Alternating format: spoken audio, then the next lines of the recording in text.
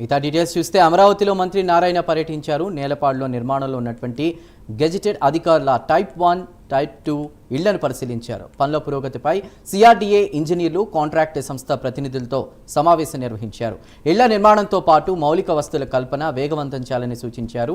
అమరావతిలో gazetted group D అధికారుల కోసం మొత్తం 14 టవర్లలో 1440 ఇళ్లను నిర్మిస్తున్నామన్నారు. డిసెంబర్ 31లోగా అన్ని టవర్లను పూర్తి చేస్తామని తెలిపారు.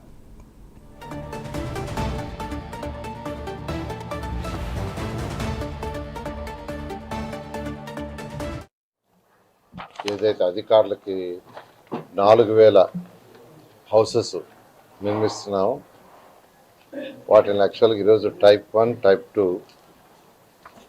అండ్ గ్రూప్ డి ఈ యొక్క టవర్స్ని యాక్చువల్గా పరిశీలించడం జరిగింది. వీటిలో ఈరోజు తీసుకుంటే మొత్తం ఇది టైప్ 1లో 4 టవర్స్, టైప్ 2లో 4 టవర్స్, గ్రూప్ డిలో 6 టవర్స్, మొత్తం 14 టవర్స్. ఈ 14 టవర్స్లో ఆల్మోస్ట్ 1440 హౌసెస్ వస్తాయి. 1440 మంది అధికారులకు యాక్చువల్గా దీంట్లో ఇస్తున్నాం. ఇందులో టైప్ 1 అయితే 384, టైప్ 2 336, గ్రూప్ డి వచ్చి 720, గ్రూప్ డి వచ్చి 900 చదరపడుగు ఉంటుంది ఒక్కొక్క అపార్ట్మెంట్, టైప్ 2 వచ్చి 1500 ఉంటుంది, టైప్ 1 వచ్చి 1800.